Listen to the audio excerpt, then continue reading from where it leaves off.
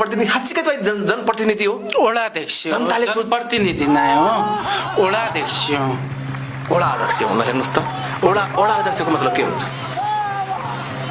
वडामा जाने तपाईँ जनतालाई प्रष्ट रूपमा बताउनुहोस् कि तपाईँ जनताबाट निर्वाचित भएर तपाईँ वडा अध्यक्ष हुनुभयो? चुनावमा चुनावमा भयो, साइन गरिदियो उनीहरू कागजमा। सचिवजी जो बनाइदिनु भयो सचिवजी, उनमा म साइन नगरे भने नै नि त म साइन गरिदियो। होइन, तपाईँ चाहिँ त्यो साइन गर्ने मान्छे पनि कसरी हुनुभयो? चुनावमा भयो काल सहयोग गरे पर उहाँका धामकाल कति उ गर्यो, मुही बनाउनु पर्थ्यो। गभर्मेन्टको जान्ने बुझ्यो, अब उहाँतिर देख्यो मुही हो के गभर्मेन्ट। तपाईँले एउटा कुरा बताउनुहोस्, तपाईँले चाहिँ चुनाव कसरी लड्नु भएको थियो? लडे काहीँ नै, एकै तल्ला घर आबुसित लडै भइयो। हे भगवान, होइन तपाईँले चाहिँ वडा अध्यक्ष हुनुको लागि तपाईँलाई त मान्छेले भोट दिएको होला नि? मुलाई नै दियो, अनि स्कुलमा दियो, स्कुलमा गर्यो, स्कुलमा गर्यो अरे। स्कुलमा भोट दिएपछि तपाईँ जनप्रतिनिधि कसरी हुनुभयो? तपाईँ वडा अध्यक्ष कसरी हुनुभयो त? भोलिका दिन पदभार गर भनेर मुलाई उहाँ वडामा लग्या भयो, कुका लग्या, धामका लग्या, पुइ मुलाई गरायो, मु अथा बोलायो, मु निको गर्लो गाउँमा निको गर्लो भनायो, पुइ भयो उतुबा मु साइन गर्दा सुरु गर्यो। तपाईँलाई चाहिँ चुनाव अघि म वडा अध्यक्ष हुँदैछु भन्ने पनि थाहा थिएन?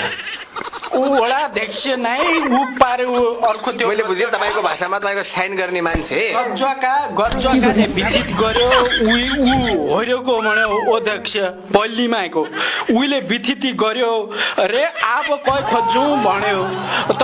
इथो उता जिल्लातिर देखेको तु यही छ, कति तुले गाडीमा लै काम गर्यो, इथो उताका मान्छे पछ्यान ल्याइरहेछ गाउँमुनि, बाहिर मान्छे चिल्ला पछ्यान भयो मेरो त कति ठहरो भयो बहुत ठहरो, तपाईँले खा तुये हो भन्यो।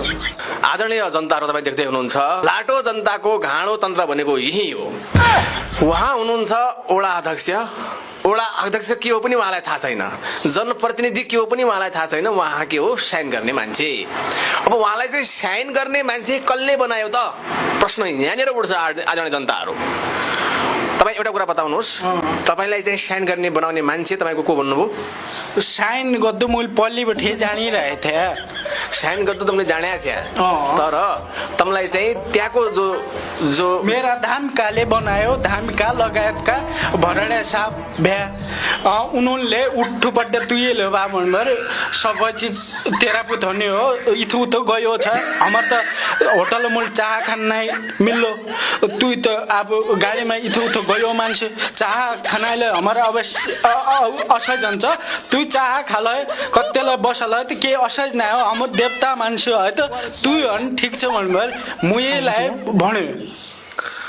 अनि तपाईँ वडा अध्यक्ष हुनुभयो जसरी जसरी भन्यो, अनि वडा अध्यक्ष भएपछि तपाईँले वडाको लागि के गर्नुभयो?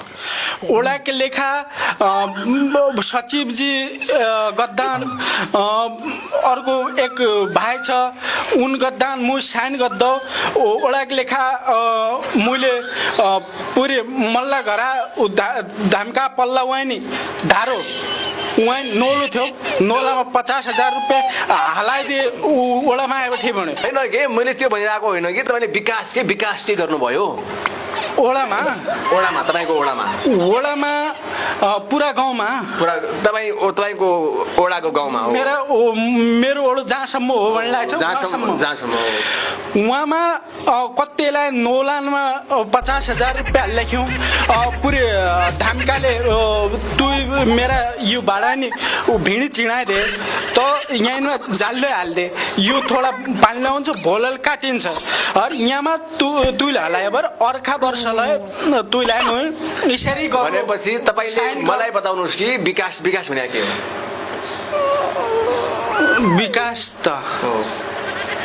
विकास हेर्नुहोस् जनताहरू, उहाँलाई विकास के हो त्यो पनि थाहा छैन। थाहा छ ल के हो विकास भनेको? विकास हमसितपट्टि स्कुल हो पल्लीमा, अच्याल विदेश छ, थाहा छ। विकास उहाँसँग पढ्ने एउटा स्टुडेन्ट हो, त्यो पनि स्टुडेन्ट होइन, स्टुडेन्टी मतलब केटी मान्छे हो विकास। केट नै हो, केटो नै हो। विदेश उहाँलाई यति त थाहा रहेछ कि विकास भनेको केटी होइन कि केटो मान्छे हो होइन, यति बुद्धि त रहेछ। अब उहाँले विकास के गर्नुभयो, के गाउँमा के विकास गर्नुभयो, काका भिड हाले, धान काका भिड हाले हो। और नोलामा रुपियाँ हाले अनि बकरा हो।